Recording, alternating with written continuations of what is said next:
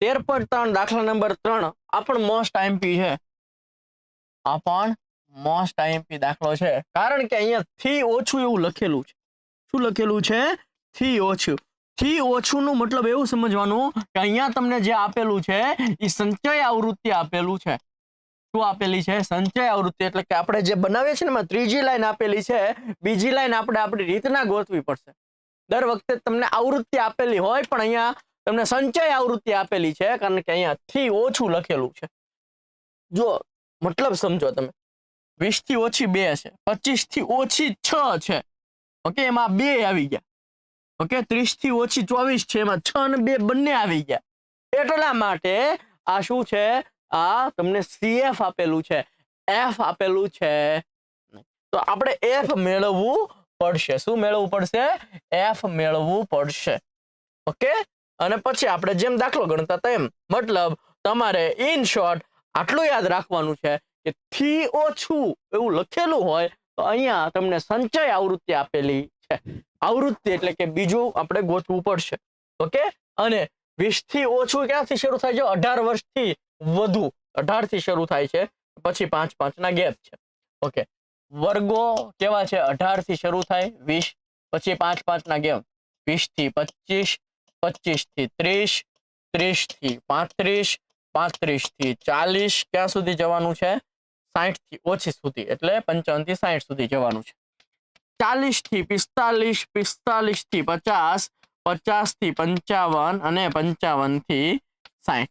Okay, થી ઓછું એટલે સંચય આવૃત્તિ છે, એટલે CF તમને આપી દીધું છે. કેટલું આપી દીધું છે? 2 6 24, 2 6 24, 2 6 24, પછી 45 78 89, 45 78 89, પછી 92 98 100, 92 98 અને 100. તો જો F તમારે કેમ ગોતવાનો? આ બે આમ નામ લખવાના, આમાંથી આ માઇનસ કરો એટલે 4, આમાંથી આ માઇનસ કરો, 24 માંથી 6 માઇનસ કરશો એટલે કેટલા થશે? 18. આમાંથી આ માઇનસ કરો એટલે કેટલા થશે? 21 થશે ને. આમાંથી આ માઇનસ કરો એટલે 33, આમાંથી આ માઇનસ કરો એટલે 11, આમાંથી આ માઇનસ કરો એટલે 3, આમાંથી આ માઇનસ કરો એટલે 6, આમાંથી આ માઇનસ કરશો એટલે 2. ટોટલ કેટલું હશે? આ હશે એટલું જ હશે. n કેટલું હશે? n. જો અહીંથી કે 20 થી 25 ટોટલ કેટલી છે? 6. ઓકે, 25 થી ઓછી ટોટલ કેટલી છે? 6. જો આ પણ 25 થી ઓછીમાં આવે, આ પણ 25 થી ઓછામાં જ આવે ને. 4 ને 2 6 થઈ ગયું એમ. 30 થી ઓછી કેટલી છે? 24. જો 30 થી ઓછામાં આ પણ આવે, આ પણ આવે, આ પણ આવે, આ બધાનો સરવાળો કરો તો કે 18 ને 4 24 ને 2 સોરી 18 ને 4 22 ને 2 24 થઈ ગયું. ડન છે? સમજાય છે ને? એટલે થી ઓછું લખેલું હોય ત્યારે તમને CF આપેલું છે. F ગોતવું પડે. F કેમ ગોતવાનું? તો કે આ આમ નામ લખવાનું, આમાંથી આ માઇનસ કરવાનું, આમાંથી આ માઇનસ કરવાનું, આમાંથી આ માઇનસ કરવાનું, આમાંથી આ માઇનસ કરવાનું, આમાંથી આ માઇનસ કરવાનું, આમાંથી આ માઇનસ, એટલે માઇનસ એટલે બાદબાકી, ખબર પડે ને? અને આ જેટલું હોય એટલું જ આ હોય. હવે તમારે શું કરવાનું? તો કે n/2 મેળવવાનું. n/2 100 ભાગ્યા 2 એટલે 50.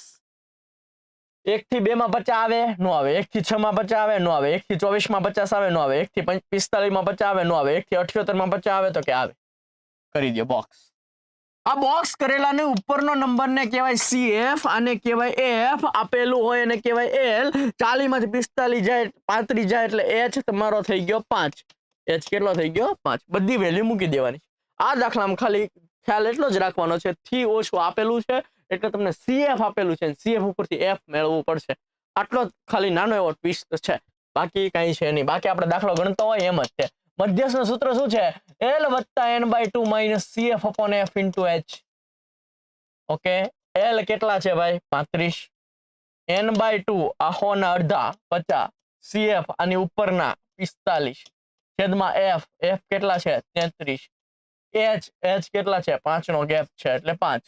ઓકે, 35 વત્તા 50 માંથી 45 જાય 5 ના છેદમાં 33 ગુણ્યા 5, 5 5 25. 35 વત્તા 5 5 25. 25 ને 33 વડે તમે ભાગી નાખો. ચલો 25 ને 33 વડે ભાગી નાખો. 25 ને 33 વડે ભાગી નાખો. જવાબ શું આવે એવું મને કહી દો. ઓકે, અધરવાઇઝ તમને જો 25 ને 33 વડે ભાગતા ન આવડતું હોય તો અહીંયા કાંઈ ન હોય તો તમે આવું પણ કરી શકો કે આનો ગુણાકાર આની સાથે કરો, બરોબર છે?